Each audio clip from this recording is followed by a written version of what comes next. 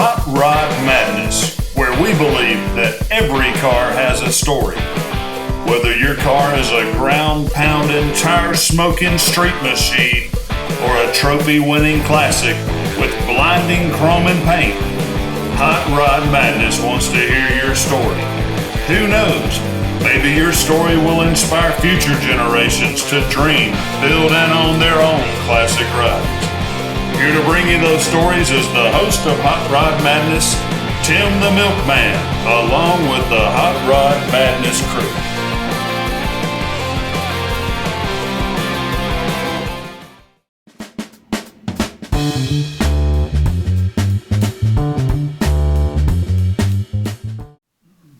Hey, welcome back to Hot Rod Madness. This week we're at Fuller Moto, and I'm sitting here with Bryan Fuller. Bryan, how are you, man? I'm doing good. Thanks for coming by. Great to see you again, man. Yeah, All right. okay. Dude, today we're going to get a tour through this place, but first, I want to get a little history on Bryan here, man. How'd you get started, man? This is quite a unique shop you have here, and I know you've been at it for a while, but... We're showing my age for as much history as I have. Dude, you're not that old, man. I was in middle school, and my dad brought home an old 65 Mustang. Okay. And I was a kid who liked to take things apart and wasn't very good at putting them back together. He brought home a Mustang, and he said, you know what, we're going to burn the tires off. Wow. And when we're done burning the tires off, we're going to buy another set. We're going to burn those off. Okay. And I was very impressionable, and we did. We souped up the motor, did a paint job on it. We did the interior together, and it was a really cool father-son, kind of time. And eventually, it was kind of a midlife crisis deal for him, and he kind of moved back to hunting and fishing, which is where I grew up. Okay. And I was hooked. So I never really got out of it, other than a little stretch. But wow, that did it, didn't it? Yeah. You had to take it from there, right? Yeah, after high school, I went to college. I was going to be a doctor. I was going to be a chiropractor. You gotta be kidding. Yep.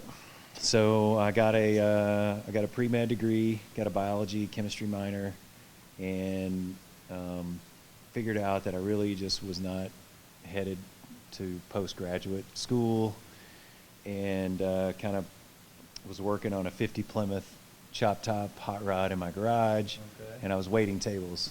Wow. So I was basically waiting tables with a college degree and working on my hot rod during the day. And my mom was like, dude, we didn't get you a college degree for you to be playing around with your car and waiting tables. You need to get the hell out of here. So I left, got a real job. I had a sales job at a chemical sales company for about 2 months, and hated every minute. Yep. Pull up in a, Wow. I'm wearing like a tie. I pull up with dress pants. Pull up in a chop top where the seats aren't even bolted in, slammed, bagged car, and it was pretty obvious I didn't fit in. Yeah. And so I decided to change my life, and I was going to do my passion, which was cars, building things. So I went to Wyotech and got a job at SoCal Speed Shop after that. Okay. Worked for them for a couple of years, trained, apprenticed with a couple of great sheet metal guys. And then a few years later, ended up at Chip Foose's place and was there for about 3 years. All right. So after that, I moved to Atlanta, started my shop. Well, that was my next question. When did you move to Atlanta, and why this location and all? My wife's, we were dating at the time. We couldn't find anywhere to live together, and her sister lives here.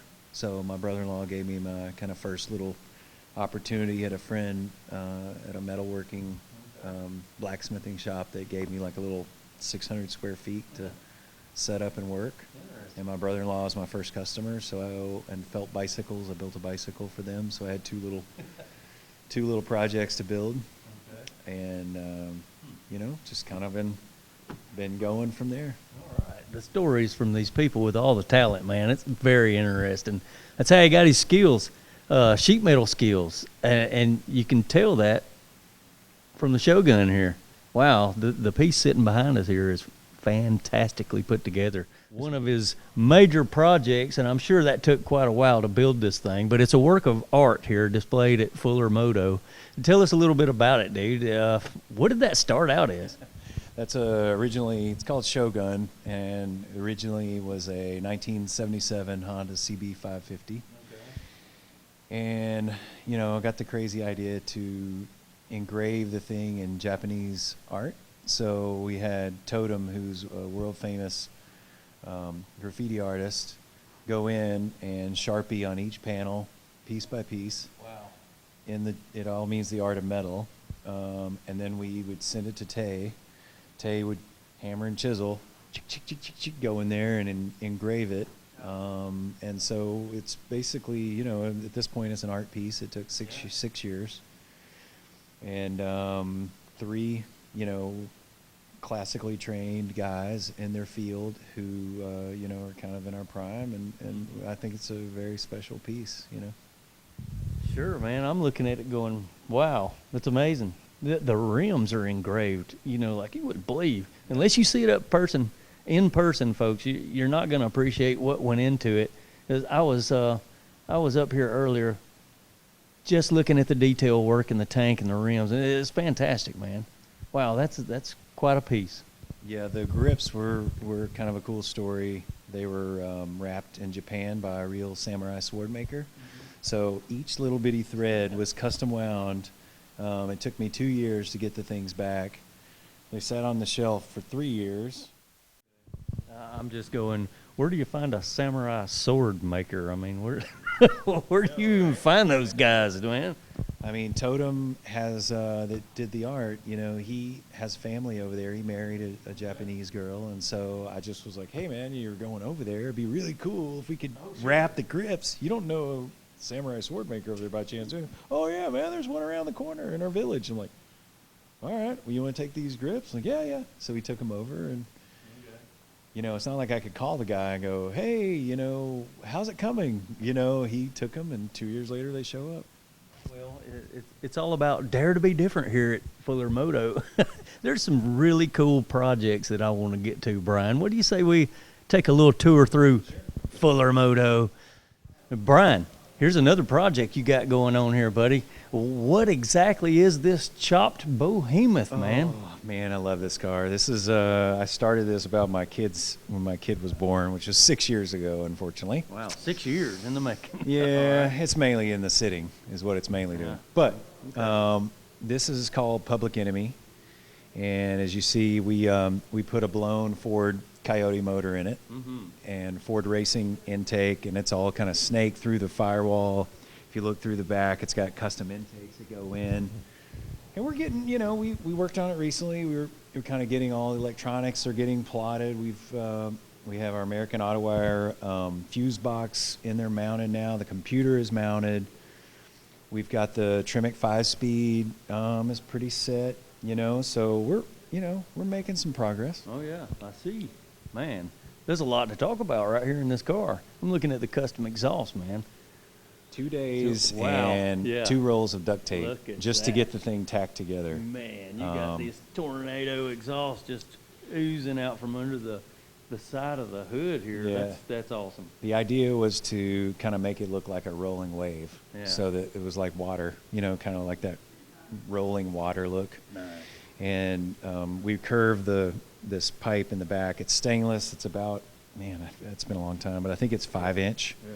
And to try to bend 5-inch stainless is not easy. So what we did was we put a ratchet strap or come along on each side, and then we heated in kind of lines of heat through the backside in order to kind of like get the thing to bow. Okay. Then we put a 3-inch diameter inner with muffler pack, so that's actually a muffler.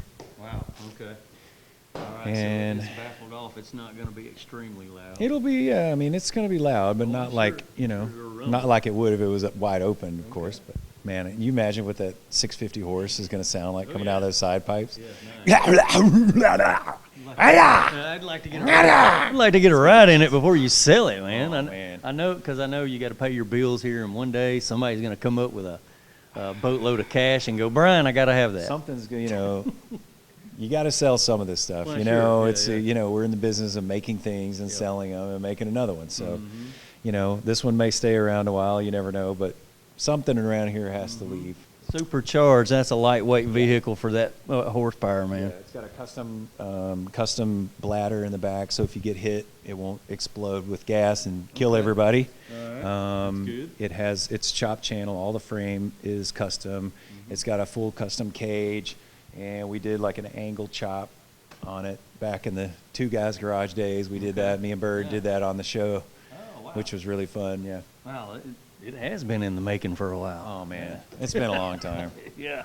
It is All what it right. is. Ducati. Here we are. Bryan, what's up with the Ducati, man? This is a flat track copy that we're doing. So we're doing 10 reproductions of the AMA top level flat track team bike that we built. So we did frames for the David Lloyd brothers team. All right. Which is, man, these dudes, I mean, they're insane. I mean, they go like 130 miles an hour on dirt and then turn. It is crazy. I mean, this thing weighs, the race bike, which is very similar to this one, it weighs in right at about 315 pounds, and the race bike makes 130 horsepower. Oh, wow. Yeah, that's a bit much. Can you imagine? That'd be too much for me. Yeah, me too. You gotta know what you're doing. Yeah. Wow. So we're making, like I said, we made the frame in-house. We did all the, all the construction is mainly done in-house, and we're selling a limited edition of 10. Oh, LS power, man! I'm a sucker for the LS stuff. How can you wow, not be? This is gonna be a wild ride. What is this? How ride? fast is that going to be? Man, there's no telling. This is a supercar creation they call Nighthawk. Okay. So it is, like you said, C5 Corvette based, and they've made a tubing superstructure with coilover pushrod suspension. And pretty much the idea is, that you can take an American-built components with a hand-built car and go to the track and piss off the guys with the Ferraris. Yeah, buddy. Golly, that's nothing but fun there, bud. Yep. So Warren and Sloan and their crew over at Tie Down Engineering, they've CNC cut and bent all these tubes. It's all been CAD tested, CAD modeled. And then they have a body that we're just starting to put some of the panels. In fact, if you look right behind you, there are some more of the panels that are waiting to be put on have been built. And so we'll start putting on this kind of superstructure. You can kind of see where the design is starting to go. But it's all been wind tunnel modeled. They have one of the wind tunnel programs where they can go in using software, flow everything out, check it out at 200 miles an hour and see what it's doing. Man. All right, Bryan, what is it going to look like when it's finished, man?